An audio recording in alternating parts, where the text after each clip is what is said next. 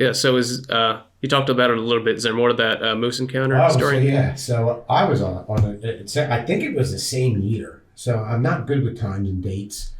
I may have said this before, especially when you do a couple things, So I was fishing the Snake River, and I had to kind of go up over this berm and get down to a dry creek bed to get out to this spot in the river. And I started seeing some moose tracks, and I started seeing some nibblings on all the dogwoods, with some fresh browse sign, and some fresh moose scat. And I come up over the berm, and I head down this dry creek bed, and I smell her. And moose most wild animals have a distinct smell. Yeah, absolutely.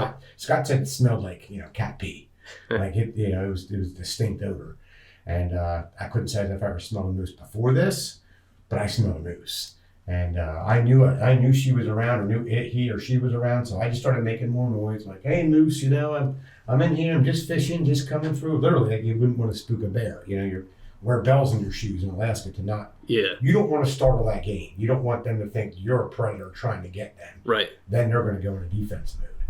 So I'm just kind of talking loudly, and I didn't see anything other than just a sign. And I kind of went up over the dry creek bed a little bit to get down to the river. I had no other choice but to go that way. And sure enough, all of a sudden I see a calf. And I froze, and I'm like, "Oh, it's okay, girl, it's okay." And I knew the mother was around somewhere. And I mean, it's, you'd think with a white background and thick trees, you'd see a 7-foot tall, dark brown giant object. I mean, I saw her, but she was camouflaged. Yeah. So also, I saw her moving off to my right, which was only about 15, 20 feet away. I mean, it's thick, small saplings. That's what they're feeding on. So I take one step back, and I'm talking loudly, "I'm not going to hurt you or your baby." And I had to keep going past her to get out. I didn't want to get cornered where I was at. Right. So she did not want me there. She starts walking towards me, and I took my phone out, and I snapped a couple pictures. I may have sent them to you. Yeah. And that was about 4 feet away, and she was already, her ears went back at about 6 feet. And I already started moving. I'm like, "I'm out of here." And I didn't, I'm trying to run in 18 to 20 inches of snow or whatever it was. And I just take off running. And I saw her come up over the little hill rise, the little hillside there. And she just came right at me. She didn't chase me, but she charged me. Right. And I had already take off running. So she basically cut my track, back behind me. And I felt the air pressure change. And I probably ran 15 to 20 yards maybe.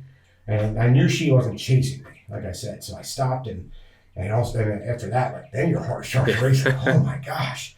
And I kind of scratched my head. I'm like, my hat was missing and my sunglasses. I'm like, "Oh no." And I looked back, and I waited till she and the baby moved off, because she was corralling her baby then to get out of there. They didn't want to stay there either. So I moved a little further away.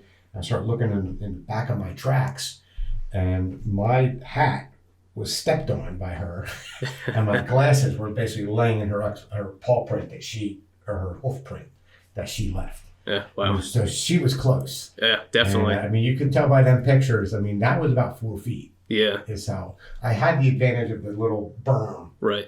I was still in that dry creek bed. I had that advantage going for me. And it probably wasn't the smartest thing. I'm happy I did it. Yeah. And at least got some photographic evidence of.